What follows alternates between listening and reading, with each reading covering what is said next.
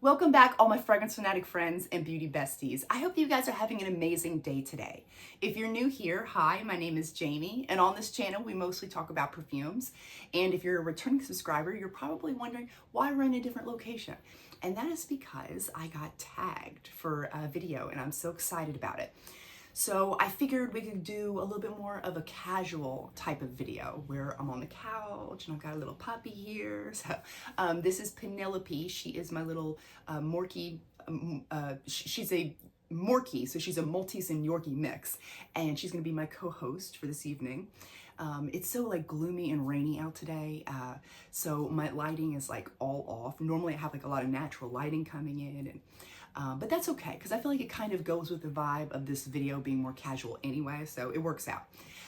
So the tag video. I was tagged by the lovely Karen from New Day, New Scent. If you are not subscribed to her channel, you really need to, because she is so sweet, and like her whole presence is so calming, and it just relaxes me, and she could talk about perfume all day long, and I just love it. So she tagged me for this, and I'm so grateful for that, because I love doing perfume tag videos. So I will leave Karen's information in the description box below. You really need to go check her out. And without further ado, let's get started.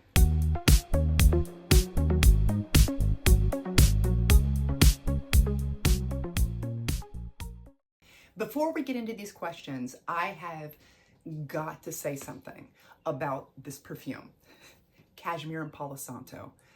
Oh my goodness. I need to retract everything I formerly said about this perfume. This perfume is amazing. Okay, so let me tell you. I was about to leave for church this past Sunday, and out of all my perfumes in my collection, why did I pick up this perfume? I don't know. But it was just kind of last minute. I saw it there. I thought, okay, I'll spray it out. Even though I knew like it wasn't really a favorite of mine. Sprayed it out, going to church, trying to focus on the sermon, being a good girl. And I keep on getting distracted by this like amazing scent. And I'm like, who is this? What is this? You know? And there's no one sitting next to me. It was me. It was my scent. It was Cashmere and Palo Santo. I was like, whoa, this is so good. So yes, I am still getting the smokiness that I got from the beginning, like I said, but it's toned down some. And the vanilla, oh my goodness, the vanilla has been amplified to the max, and it's sweeter. It's like a sweet, thick vanilla now that just smells just intoxicating. So I get it now. I get the hype now. I didn't get it before. I was like, I don't know what this hype is about, but now I do. I love this perfume. And I don't know if it's because I'm maybe used to the scent profile now, so the smokiness doesn't seem as distracting. Or is it because it's been sitting a little longer, maybe had a little bit more time to mature, marinate, you know, have some time for that vanilla to come out more. It could have been the weather that day. It was a little bit more humid that day. Maybe something in that did it. I don't know, but man, I retract everything I formerly said about this perfume. I really, really love this. I mean, this is like super addictive, and I can completely understand the hype now. So now let's get into these perfume questions. The first question is, what is the next perfume on my list of perfumes to buy? And my perfume wish list is all forever changing and forever growing. But I would have to say the next one on my list is the Velvet Vanilla by Mancera. Oh my goodness, is that good? I've smelt some bubblegum tuberose perfumes before, and I've really been on the hunt for a extreme bubblegum tuberose.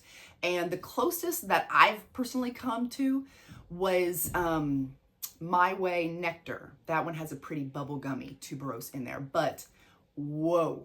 When I smelt Velvet Vanilla, I've never smelt a more realistic bubblegum, like straight up bubblegum. Like, absolutely love this sweet pink bubblegum smell from this perfume. it just blew me away. As soon as I had a little sample of it, as soon as I smelled it, I was like, I have to have a full bottle of this. So that's next on my list. And then right after that is also the Gorgeous Orchid. You guys, it's one of those perfumes I can't get out of my head. Ever since I tried it at Ulta, I can't stop thinking about it. I'm like, I gotta have a full bottle of this. It was such a like fresh,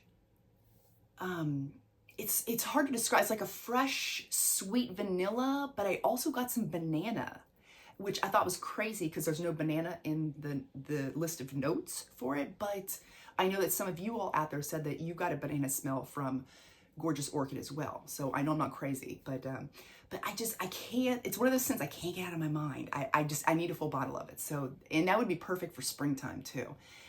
So I've got that next on my list to get as well. So question number 2 is, if you had to choose one designer brand and one niche brand, what would it be? And I decided to actually add a little bit to that question.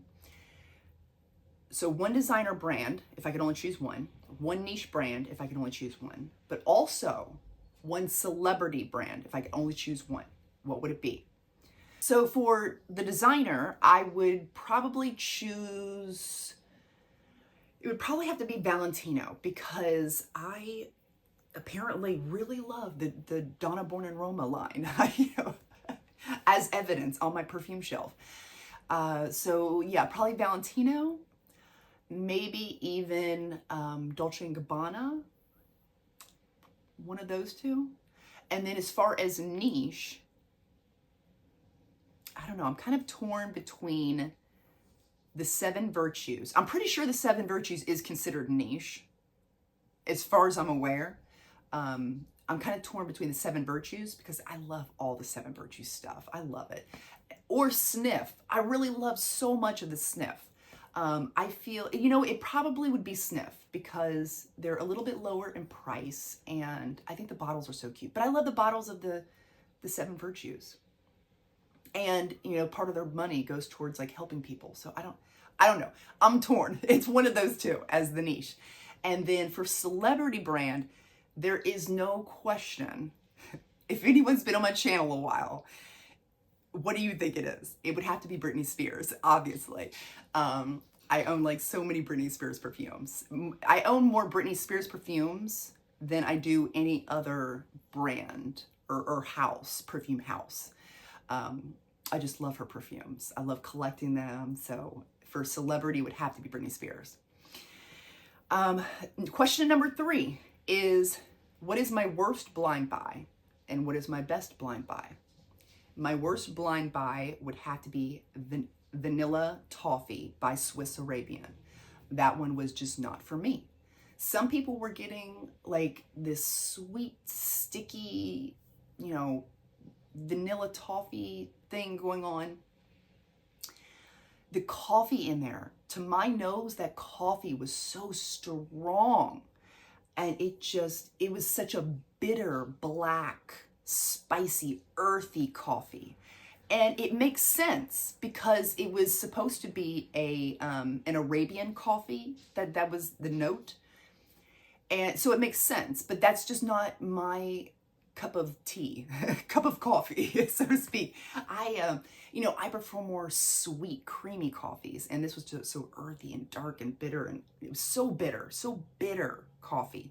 And I think it was even more intensified with the bitterness because of the walnut, because walnut can be really bitter as well. Have a bitter aftertaste. If you've ever tasted walnut, there's a little bit of bitterness to it. And so I think that mixed with the bitter coffee, it like amplified that note, and I just was like, oof, no, so turned off by it. But I can understand why it worked for other people. And then my best blind buy would have to be, there's so many that have gone so right. But probably the most memorable one for me would have to be Devotion by Dolce & Gabbana. That was one of the one times where I was really like the night before, I was so excited. I remember getting up early, driving to Sephora, just grabbing a box and ripping it open and just spraying it all over. And because I just knew that that scent was made for me. I knew I was going to love it. And I was right. You know, it became a love at first sniff, one of my top favorite perfumes for life. And yeah, so that was definitely one of my best blind buys was Devotion. So question number 4 is, what is my most complimented fragrance? And there have been, I won't say several, but there have been a couple perfumes that I've gotten compliments on, but I'm trying to think of like which one I've gotten the most compliments on. I would probably have to say, well, which one do you think? Which one's your favorite? Which one's your favorite? I'd probably just say Burberry Goddess, J'adore L'Or, or the Libre Les Parfums. Those two are probably, or those three are probably, oh my gosh, why am I holding up 4 fingers? Oh my gosh, Jamie, get it together.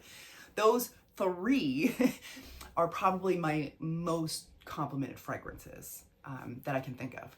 As far as my husband goes, it would probably have to be Aromatics Elixir. He's complimented me on that a lot.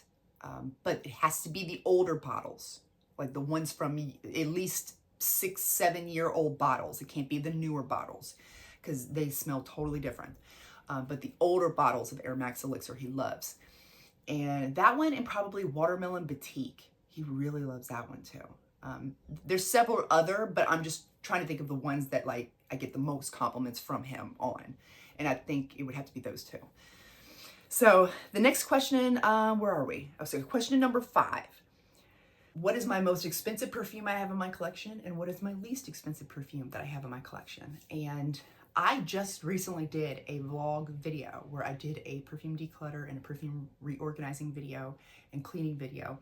And I had all my perfumes laid out and I was looking at them and I was like, wow, it's so interesting that I was discovering through doing this that the majority of the perfumes in my collection, I would say, I mean, I don't know exact numbers, I'm not good with math, but from what I could see on the floor when I had all my perfumes laid out, it looked to be about 85-ish% of my entire collection was well under the $100 mark.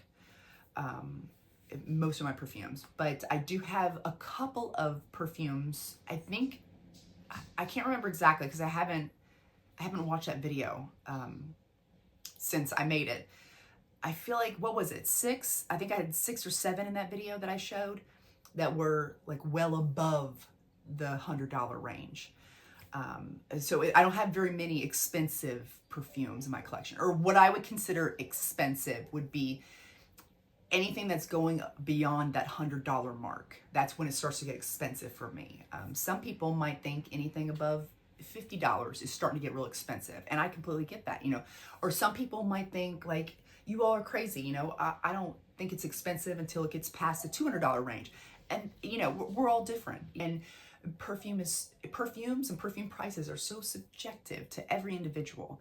But anyway, back on track to the actual question. My most expensive perfume that I have in my collection would have to be Leisure in Paradise, because that one was right at $200, and that's the most I've ever spent on a perfume so far. But for those of you who've been watching me for a while, you know that I'm planning on getting some sort of, I don't know what yet, but some sort of expensive luxury perfume for my birthday. I'm gonna splurge on something really big on my birthday that's in June.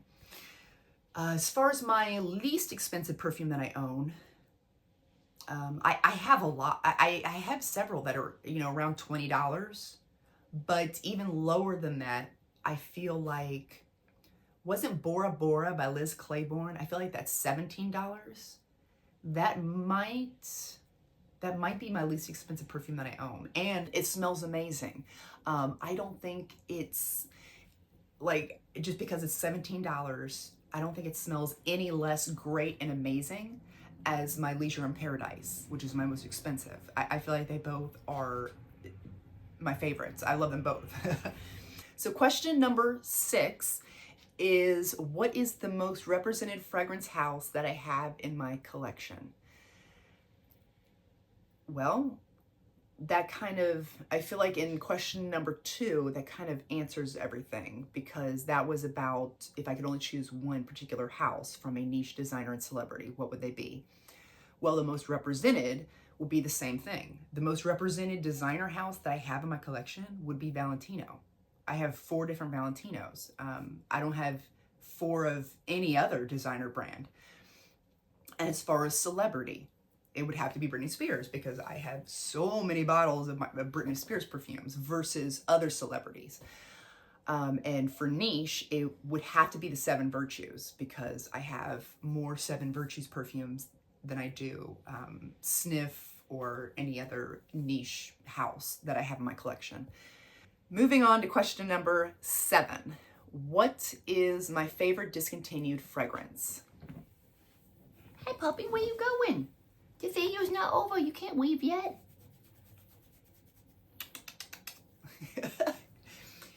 I really have not run into this issue yet. Kind of. I was hearing, well, I was under the assumption that possibly the Victoria's Secret, what is it? Very Sexy Oasis was being discontinued. They made it seem like it was going to be discontinued. And I can't find it at any of my Victoria's Secret places or on their website, but I have heard other people from across the country say that it's still totally available, it's still in the stores, nothing's changed. So I don't really know for certain if it is discontinued or not. So I don't know, I really haven't run into any issues yet. I try to avoid limited edition perfumes because I don't want to get attached. I don't want to fall in love with the fragrance and then it like disappear forever, you know?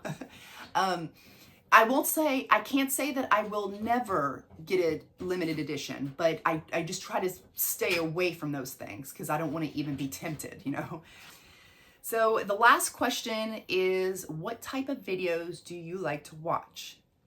As far as like perfume videos, I assume is what we're talking about here.